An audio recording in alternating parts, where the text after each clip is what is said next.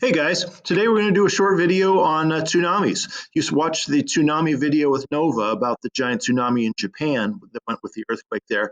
But I want to get into some of the specifics about what tsunamis are, why they happen, what they do. So let's see. Yeah, we're going to talk about how they're different from normal ocean waves that we see every day when we're on the ocean, how we detect tsunamis, because in the video they talked about the National Tsunami Warning Center in Honolulu, and they said, hey, we were getting signals from ocean buoys that there was this huge tsunami and all. Well, how do those work, and how can they tell the difference between a tsunami and regular ocean waves? And then finally, why do tsunamis do some of the strange things that they do? Some of which we saw in the video and some of which we didn't. Okay, so first off here, let's look at the ocean bed so we can get to how tsunamis form and what they do. I think it'd be best to just go to the clipboard for this. So let's go to the clipboard. So here's a sideways view of the ocean bed. So this is the shore and the seabed, and then the ocean surface of the ocean going across there. Okay. Now you may recall from the video that one of the geologists in that talked about how the tectonic plates act like giant rubber blocks that are being compressed by the tectonic motion. So we had a block with a plate being pushed underneath it, and it dragged the top block along like a block of rubber. And then eventually the strain gets so great that it snaps and springs back like a block of rubber returning to its rest position, and that's your earthquake. Now, when that happens, the seabed is going to spring upwards, like where my fingernails are there. They've been compressed, and when it snaps, then it pops back up. And what that does is it lifts a large section of the seabed up many feet, maybe as much as 20 feet. And this is many miles wide, and so it's a huge section of the seafloor which goes upward. And it lifts all of this water up above it by the same amount, because this happens very quickly. It just kind of goes boing and up it goes. So within several seconds, the whole seabed goes up several feet. And it lifts all of this water up above it. Okay? Now, when that happens, think for a moment about the incredible amount of energy that takes, because we're talking about water which is like 4 miles deep. It's over 20,000 feet out there where that earthquake happened, and this could be like 60 miles wide. And this enormous block of water, 60 miles wide by 4 miles deep, and however long this thing is, as far as this is a three-dimensional area of water. Think of the amount of energy, how much that weighs, and how much potential energy it gains being lifted that much. Incredible amounts of energy. And conservation of energy is a thing. You've heard about that. You've learned about that. So that energy has to go somewhere. And the tsunami carries that away. By the way, that word tsunami, not too surprisingly, that is a Japanese word. They've been dealing with tsunamis for so long that they've given them names. Literally means harbor wave, because they're the biggest and the most damaging when they come into a harbor. So yeah, tsunami is a Japanese word that we've adopted into English. Anyway, so the seabed rises and it lifts all the water above it. Takes an incredible amount of energy to do that, and then the wave starts traveling away, carrying the energy with it, because waves are energy in motion. So that energy is going somewhere. Now, the first thing is what is unique about a tsunami wave. The biggest thing is that it has an enormous wavelength. This is a single crest, which is like 60 miles long. Okay. So it has an incredibly long wavelength. Now, it turns out that tsunamis go very fast. They go on the order of 500 miles per hour, 500 to 600 miles per hour. So if you think about it here, say this wave is moving at 600 miles per hour.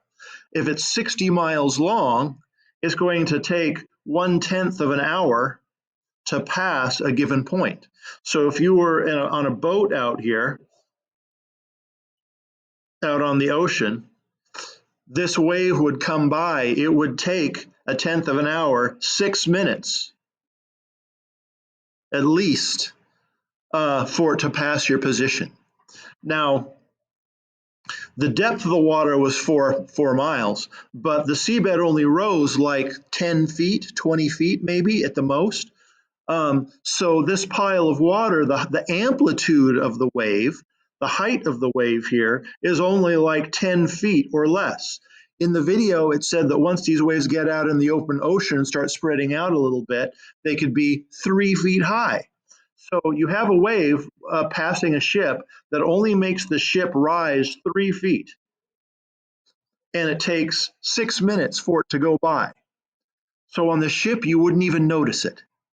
That you would rise so gradually and subside down again so gradually that you'd never know that there was a tsunami wave going by. Okay, so in the open ocean, they're literally not even noticeable. The only time you'd notice them is if you were like on an island and you notice that the water rose like 3 feet and stays up for a while.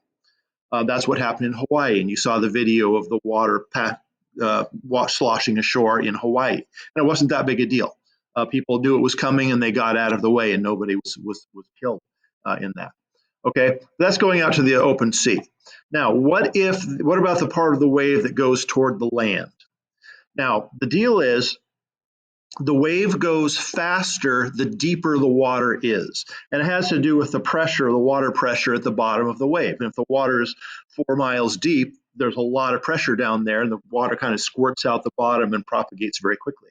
But as the water gets shallower and shallower, the wave slows down. All right? Two things happen because of that.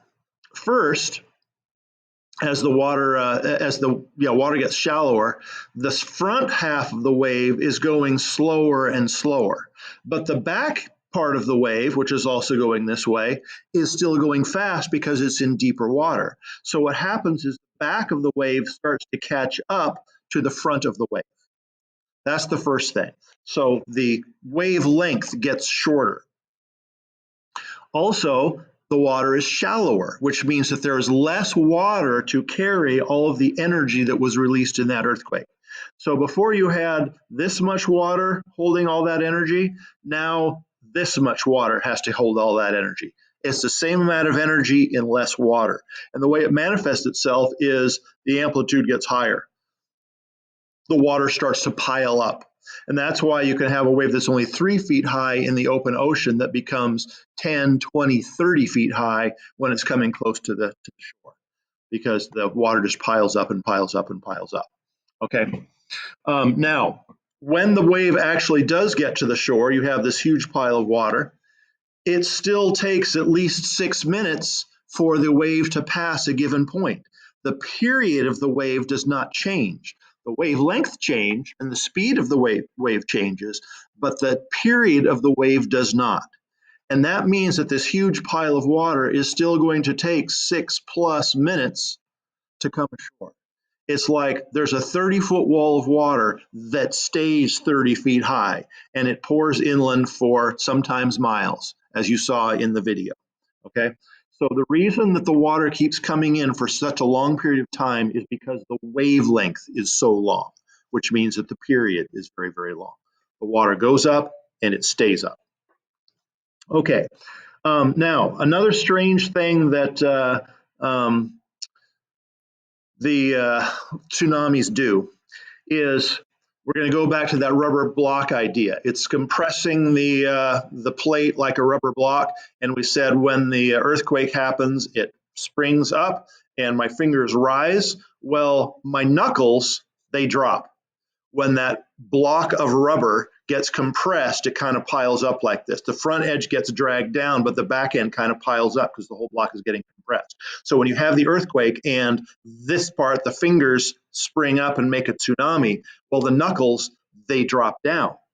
So that means that back here, because this is all one giant tectonic plate here, the shoreline descends, or subsides, it drops.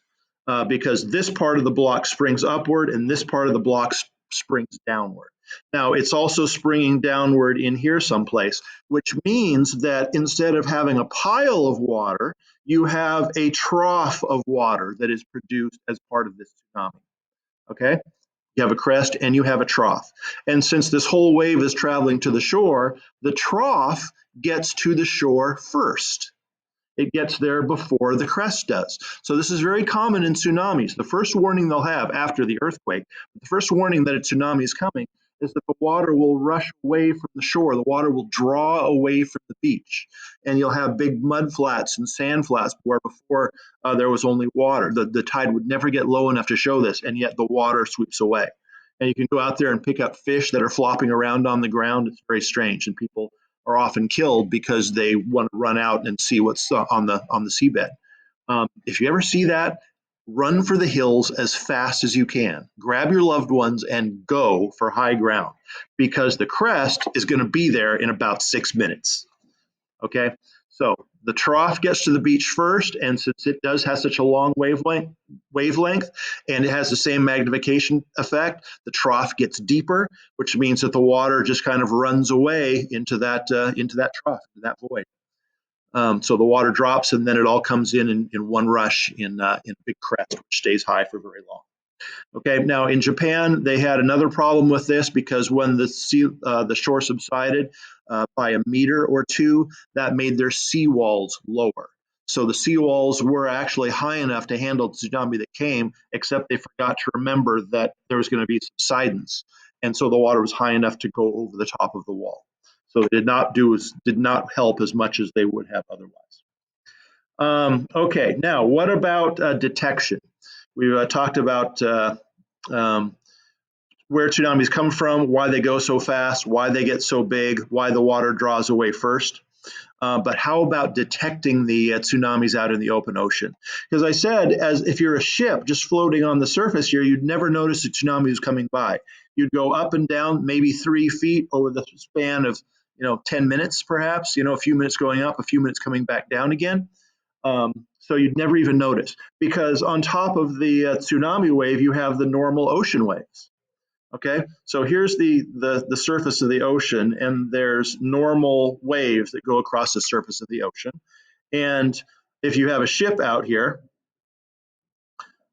going up and down in the waves, if a tsunami comes along and raises all of these waves by 3 feet in a span of 6, 7, 10 minutes, you're never going to notice, because these waves are much more than 3 feet high, and you're never going to notice. You're just kind of going up and down and so on and so on.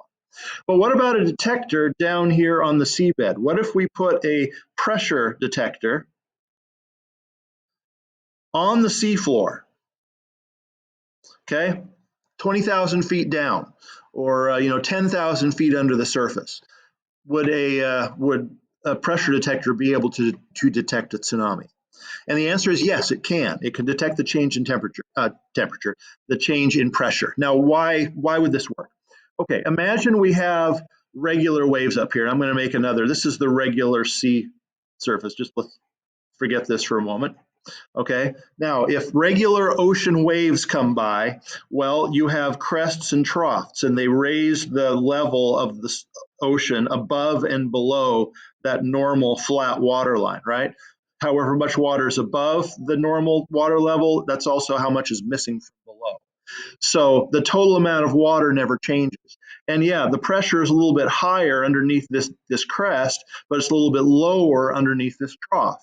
And if you are way, way, way down below the surface, they even out. So increased pressure here is going to be offset by reduced pressure here, which is offsets increased pressure here, and so on. The pluses and the minuses cancel each other out as far as pressure is concerned.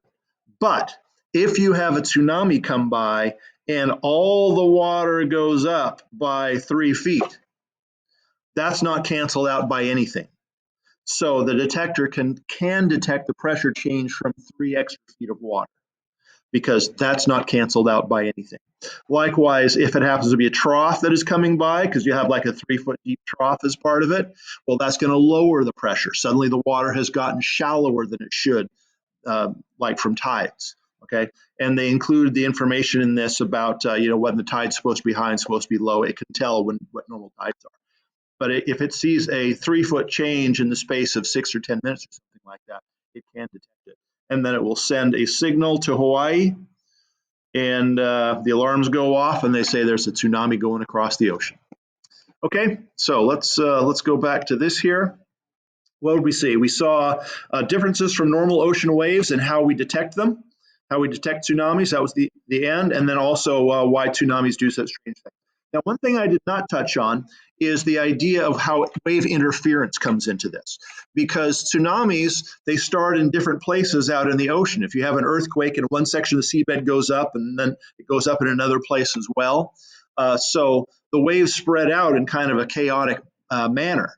And sometimes a crest will get to a particular point on the shore at the same time as a crest from another source of tsunami waves. If that happens, you get constructive interference. You have a huge wave there. Other times, you get lucky and a crest from one source of tsunamis gets there at the same time as a trough from another, and then you have a less extreme tsunami. It's just luck of the draw where you happen to be, or and where the earthquake happens to be. Also, if you have harbors, inlets in the shoreline here. Let's go back out to this.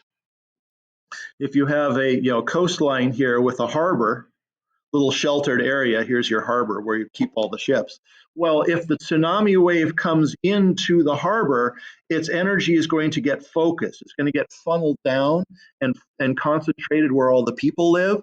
So you can sometimes get significantly higher waves at the end of a harbor, end of an inlet, because it kind of has this focusing effect of the wave coming in. So yes, wave interference is a huge thing with tsunamis. It can make the tsunami more extreme or less extreme, and again, it's just kind of luck of the draw of where it is and how it happens. All right, thank you for your time, and we will see you next time.